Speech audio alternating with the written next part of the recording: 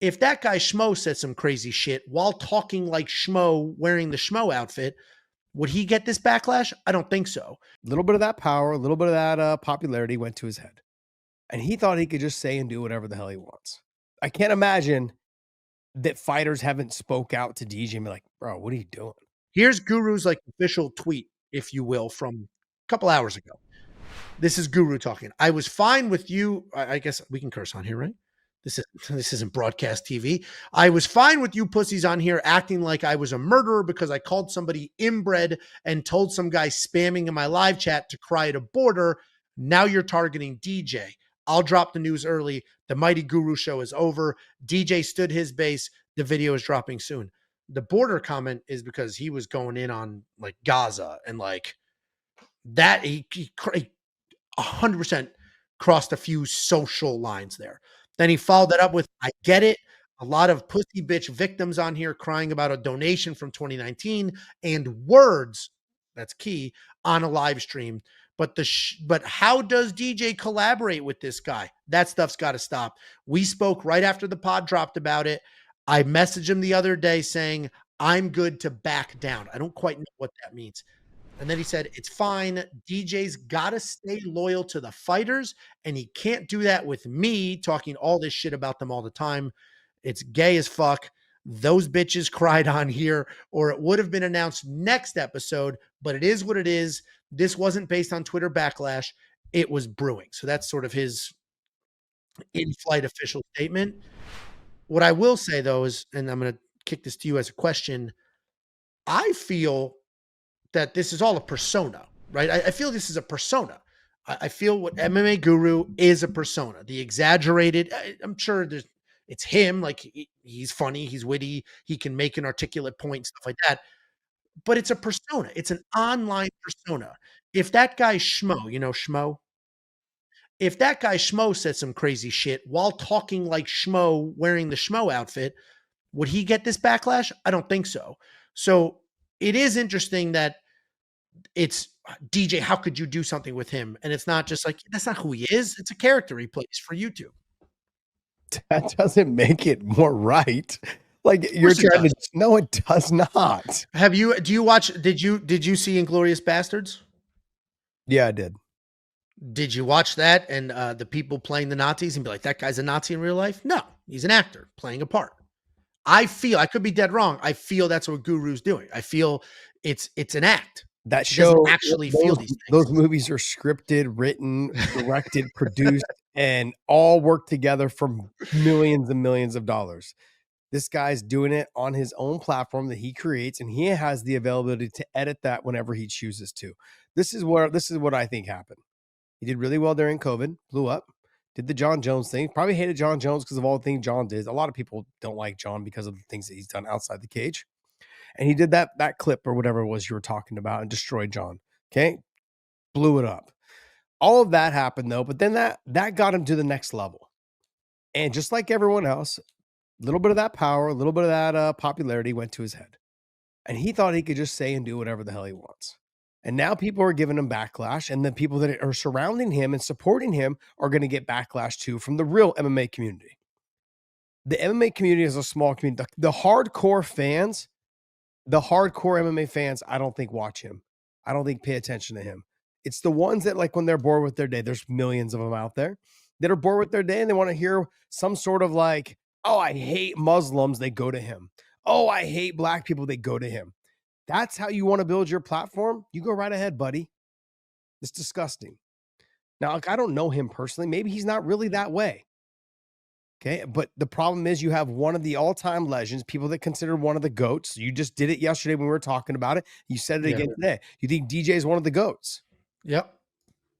Giving him that platform and supporting that platform, even though they're just words, you're going to piss off a lot of people. A lot of people that you spent your life trying to get to be on your side by being a true mixed martial artist. And not only that, here's the thing. And DJ did a really great job when he went out and was visiting with Islam and Habib and training. And then you go and you do a show with the guy who says the thing that he just said. And like I said, I've had this Connor said a Your lot example of is that. perfect because Yeah, it's the exact same example. Yeah. exact same thing. I Actually, lesser than you had a guest on one time. You didn't build something Yeah, with I him. had him on one time, and that was it. And and maybe there was a little bit more to it because Habib and I were really good friends, Yeah, yeah, yeah, legit training partners, legit. Like he was young, he helped me a lot coming up as on my towards the end of my career, and I was helping him a lot when he was on his come up. Maybe that's what it was. It could have been like we are real friends. DJ is like in passing, hey, I know you're a great fighter, and like I have a lot of respect for you. Like, can I do yeah, that kind of thing. I get it. Maybe that's what it is. Maybe that's Habib being legit with me, like, hey, we're brothers. Like, we can't do this. You know, I don't know if it was the same way with DJ, but that I can't imagine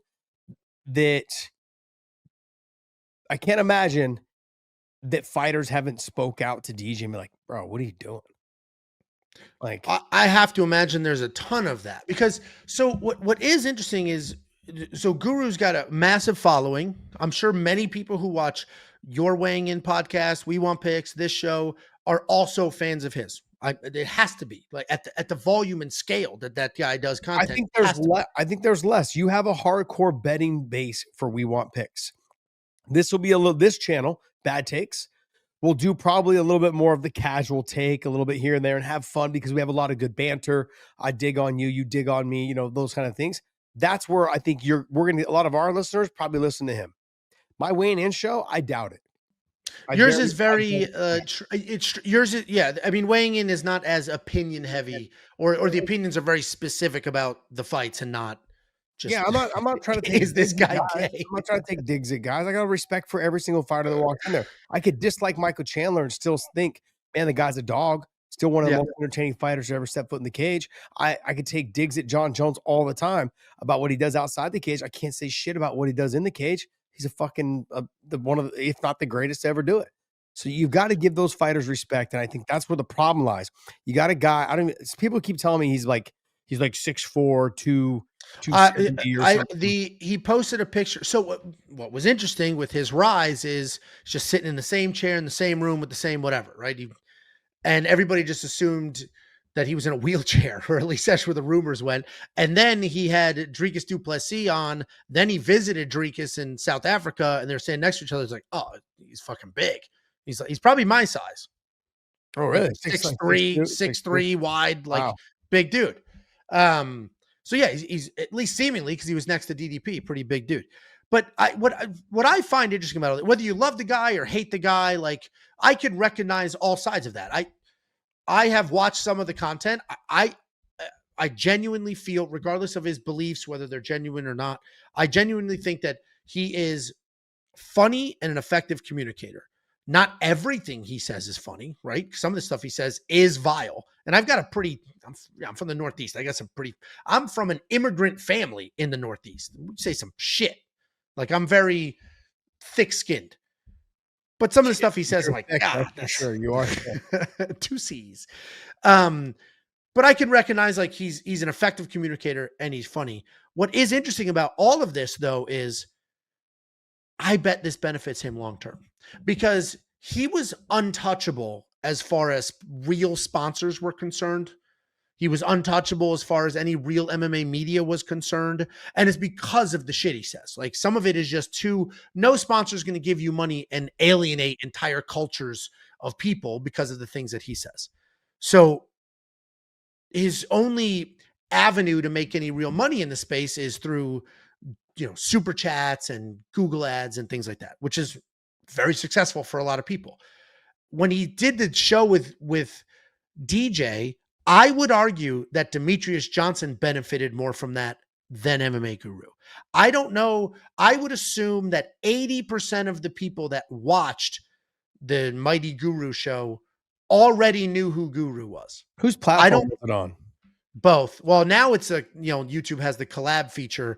I don't know whose it started on. I think it started on DJ's platform. Yeah, but DJ has like 1.8 million followers or something. He's got a lot, and all of his interviews with Guru did more views than any other videos he was doing. I would argue that he benefited more from the relationship with Guru than vice versa. Obviously, DJ gave Guru a bit of legitimacy, like, holy shit, like this is, and you know what? In their combined content, he's not the same guy. In their I combined did content, see that. I he wanted to talks ask like you that. me. He's normal. I He's saw witty. Yeah, I saw a clip where the two of them were talking about something, and he all of a sudden lost the voice of being aggressive. He was like talking like you, but in a in a British fucked up accent, like and just it was completely different. He was literally having a conversation, but And he had decent insight. you brought up something though, I think like a couple weeks ago or a month ago maybe, and you said him doing a show with DJ may do well, but he also may lose some of his fans or his support because he's a fraud. Because you didn't say he's a fraud, but it's fake. It's Yeah. all fake. Like his persona is all fake. I think He it's a says persona for sure. wild, crazy, says retarded things, and then turns around. And then when you get him in front of a fighter or you get him in front of an interviewer or somebody, and he all of a sudden flips a switch and now he's this prim and proper guy. So he's nothing like he really is. But the problem is though, is you're allowing yourself to get to that level, which means deep down inside, something really is you.